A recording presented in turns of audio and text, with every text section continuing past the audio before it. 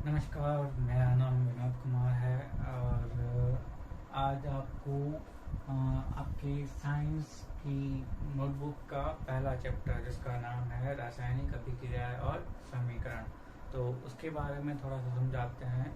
देखिए, जैसे कि इसमें लिखा है कि रासायनिक अभिक्रियाएं, सबसे पहले हम परिवर्तन के बारे में पढ़ते हैं जो हमने छोटी क्लासों में पढ़ रखे हैं कि परिवर्तन क्या होते हैं। कि कोई भी हमारे पास धातु या अधातु या फिर कई सारी चीज़ें होती है जिसमें जब क्रियाएं होती है, जब दो चीज़ें आपस में मिलती है, तत्व या फिर अभिकारक, वो आपस में मिलके कोई दूसरी चीज़ का निर्माण करते हैं। उसमें हमने कई सारे परिवर्तन पढ़े हैं, जैसे लकड़ी कटती है या फिर लकड़ी जलती है तो दोनों में अलग अलग तरह का परिवर्तन होता है। तो इन घटनाओं में जो भी परिवर्तन होते हैं तो उन परिवर्तनों को हम भौतिक और रासायनिक में पढ़ते हैं। जो दो तरह के परिवर्तन होते हैं, एक को हम बोलते हैं भौतिक परिवर्तन, एक को बोलते हैं रासायनिक परिवर्तन। भौतिक परिवर्तन क्या होता है कि कोई भी वस्तु है, उसके रंग, रूप और आकार, केवल उनमें परिवर्तन होता है तब तो वो भौतिक परिवर्तन कहलाता है, मतलब उसकी भौतिक अवस्था में परिवर्तन होना।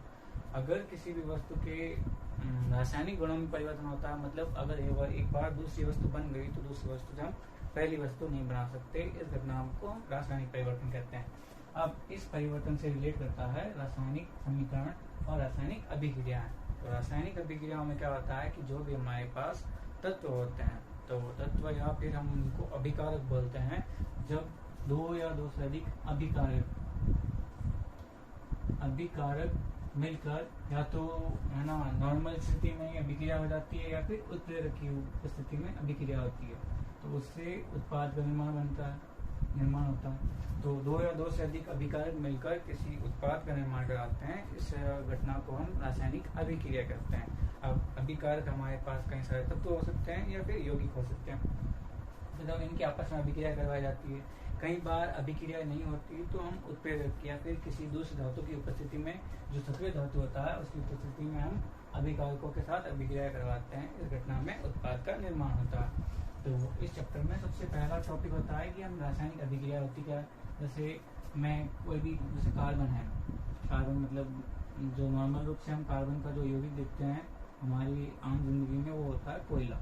ठीक है, कार्बन की जब अभिक्रिया करवाई जाती है तो कार्बन या फिर जो कोयला होता है वो ऑक्सीजन की उपस्थिति में जलता है। ठीक है, जब ये जलता है तो इससे जो धुआं निकलता है उसको हम बोलते हैं कार्बन डाइऑक्साइड।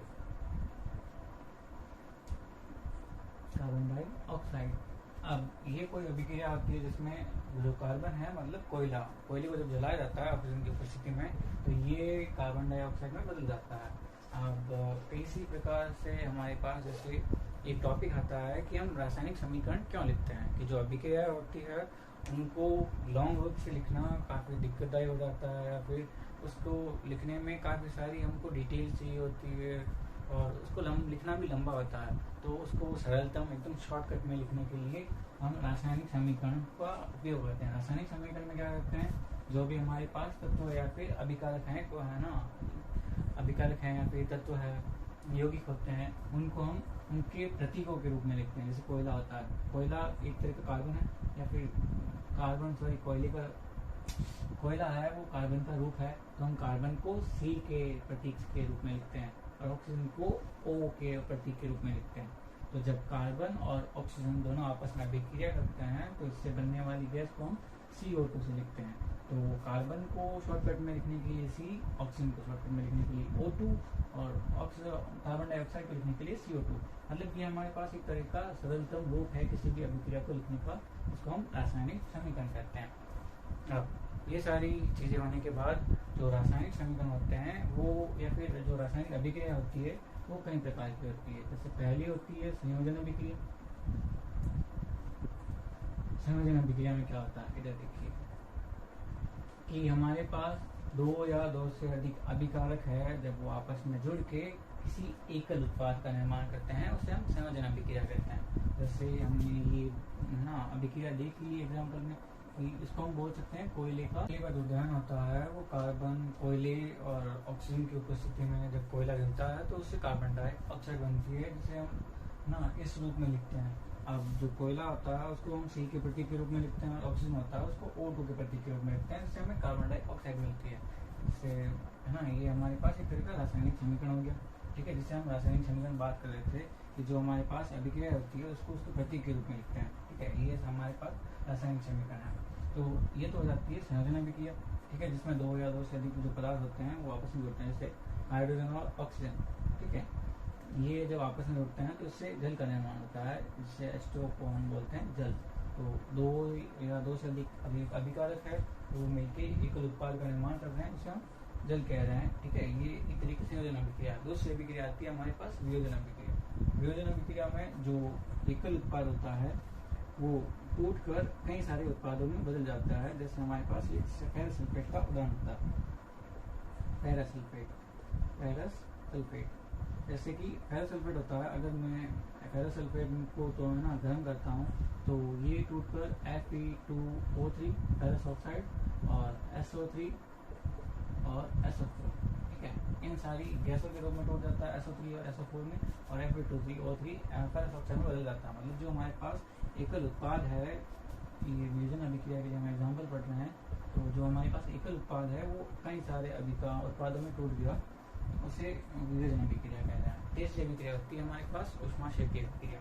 इस अभिक्रिया में जो हमारे पास, जैसे कि कोई हमारे पास अभिकारक है, अगर ये टूट कर ऊष्मा का निर्माण करता है, या फिर ऐसी अभिक्रिया जिसमें ऊष्मा का निष्कासन होता है या फिर ऊष्मा निर्मित होती है, तो उस अभिक्रिया को हम ऊष्माक्षेपीय अभिक्रिया कहते हैं। जैसे हमारे शरीर में ग्लूकोज होता है C6H12 और O6, जब इसको हम श्वास के रूप में जो ऑक्सीजन लेते हैं, तो ऑक्सीजन जब ग्लूकोज और ऑक्सीजन का जब संयोजन होता है, तो है ना, हमारे शरीर में जो ग्लूकोज होता है वो टूट कर कार्बन डाइऑक्साइड में बदल जाता है, जो कार्बन डाइऑक्साइड हमारे नाक से बाहर निकल जाती है, जो पानी होता है वो हमारे शरीर में बच जाता है, और जो ऊर्जा या फिर ऊष्मा होती है वो हमारे शरीर में संचित हो जाती है, जिसको हम किसी भी कार्य को करने के लिए संपन्न कर लेते हैं। फिर आती है ऊष्माशोषी अभिक्रिया। ऐसी अभिक्रिया है जिसमें, है ना, कि वो अभिक्रिया को संपन्न करने के लिए हमको ऊष्मा का अवशोषण करवाना पड़ता है, जैसे कि AgBr हमारे पास सिल्वर ब्रोमाइड होता है, इसको हम जब इस पर परावैंगनिक किरणें आपतित करवाई जाती है, मतलब परावैंगनिक किरणें हैं जो हमारे पास ऊष्मा का रूप है, प्रकाश होता है, तो उसको हम अवशोषित कर रहे हैं। इस घटना में अवशोषण हो रहा है किसी भी ऊष्मा का, तो इस यहाँ पर सिल्वर का निर्माण हो रहा है, जो कि Ag है अर्जेंट, और Br2 एक तरह की गैस है, इसका निर्माण हो रहा है। तो जब किसी भी अभिक्रिया में संपन्न होने पर अगर ऊष्मा का निर्माण होता है तो उसको तो हम ऊष्माक्षेपीय अभिक्रिया बोलते हैं, और किसी अभिक्रिया को संपन्न कराने के लिए अगर उसमें ऊष्मा अवशोषित करवाई जाती है तो उसे ऊष्माशोषी अभिक्रिया कहते हैं, ठीक है, ऊष्माक्षेपीय और ऊष्माशोषी। फिर हमारे पास है अगली अभिक्रिया होती है विस्थापन अभिक्रिया और द्विविस्थापन अभिक्रिया, और एक विधि होती है जिसमें हम रासायनिक समीकरणों को संतुलित करते हैं, जैसे यहाँ पर H2 और O2, यहाँ पे 2 अणु, यहाँ पे 2 अणु और यहाँ पे 3 अणु है हमारे पास, तो इन अणुओं को, है ना, जो परमाणु होते हैं दोनों तरफ अभिक्रिया के, उनको बराबर करने के लिए एक विधि होती है जो जिसको हम बोलते हैं हिट एंड ट्रायल विधि। हिट एंड ट्रायल विधि। अब इस विधि को और ये जो दो अभिक्रिया है हमारे पास, विस्थापन और द्विविस्थापन, इनको हम अगले वीडियो में पढ़ेंगे, जिससे वीडियो थोड़ा सा छोटा है।